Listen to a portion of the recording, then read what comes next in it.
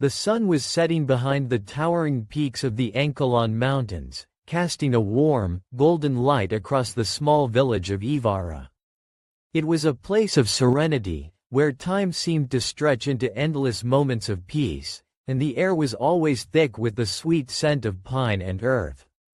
At least, that was how it had always been for Alina, a young girl of 16 with a heart as wide as the sky. She had spent her entire life in the village, running through the forests, playing by the river, and climbing the hills, all the while dreaming of something more, something beyond the confines of the village. Alina's closest companion was Kael, a boy her age who had always been by her side.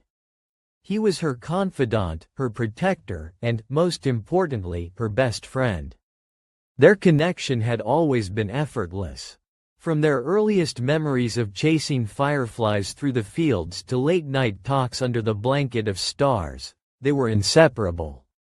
The bond they shared was unspoken but deeply understood by both of them. They knew that they were meant to be together, though they had never said the words aloud.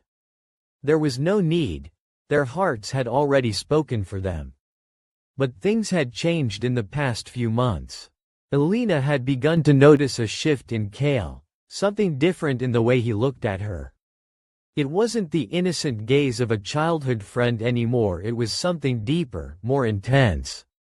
And it scared her. She had never considered Kael in that way before. To her, he was a part of her world, a constant, and thinking of him as anything more was foreign. Yet, the strange stirrings in her heart told her that something was happening, and she could no longer ignore it. One fateful evening, as the sun dipped lower on the horizon and the sky turned a brilliant shade of orange, Kael invited Alina to meet him at the river. He had something important to tell her, something he had kept locked inside for weeks. As she walked through the fields to the riverbank, her heart raced. What could it be? Was it about their future? The future they had always imagined? The river was wild tonight, flowing more violently than usual. The air was thick with the scent of rain, and dark clouds rolled in overhead, casting shadows on the landscape. When Alina arrived at the river, she saw Kael standing by the edge, his back to her, his shoulders stiff. She approached him cautiously, the hair on the back of her neck standing up. She could feel that something was about to change, something she wasn't ready for.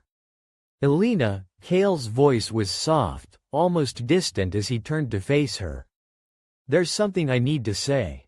Something I've kept from you. Alina's heart sank. What is it, Kael? He took a deep breath and stepped closer, his gaze intense. I can't stay here anymore, Alina. I've been called to the other side of the river, beyond the valley. I have to leave. Alina's world seemed to stop. The river, the wind, even the rain, all of it ceased to exist in that moment. What do you mean? She whispered, her voice trembling. Kael, you can't leave. You're my only family. I have no choice, Kael interrupted, his eyes filled with a deep, sorrowful sadness. I have a destiny, a purpose that requires me to leave. I can't ignore it any longer. A storm broke out overhead, the rain falling in sheets, as though the heavens themselves wept at his words. Alina reached for him, her heart breaking. You can't just leave me, she pleaded, her voice raw with emotion. But Kael stepped back, his eyes hardening. I don't want to, but I must. You'll understand one day, I promise. Before Alina could say another word, the river began to rise. The water surged and twisted violently, as though a powerful force had awakened beneath it. Kael turned, his face pale. It's too late, he muttered.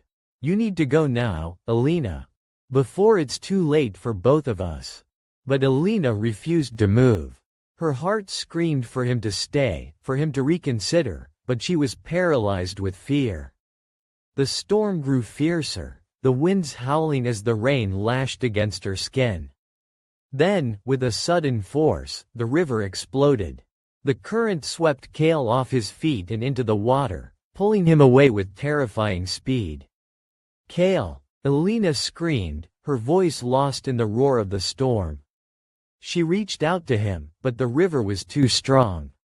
He vanished from her sight, swallowed by the dark waters. The next few days were a blur for Alina.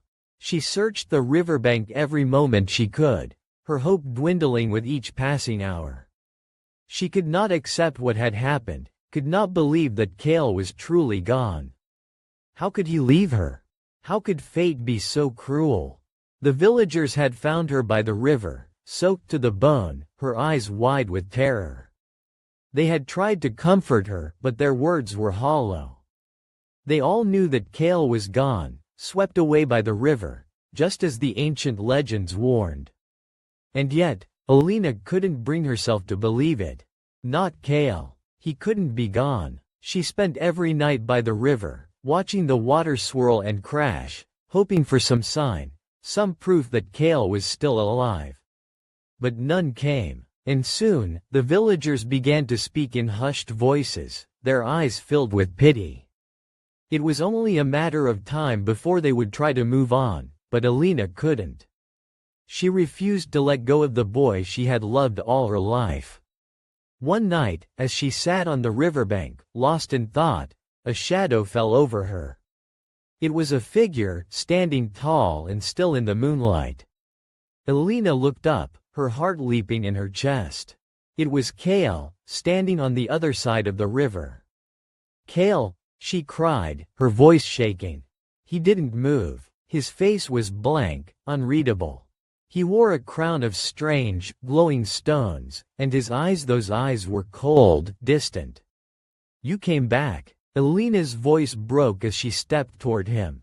"I knew you would." But Kael didn't respond. He simply stared at her, his gaze unfeeling. "It's not what you think, Alina," he said, his voice distant and unnatural. "I am no longer the boy you knew. I have ascended. I have a new purpose now. The world beyond the river is calling me." "No," Alina whispered, shaking her head.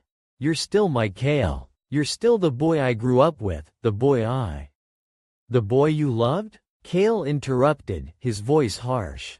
"That boy is gone. I have been chosen for something greater, something far beyond the reach of this world.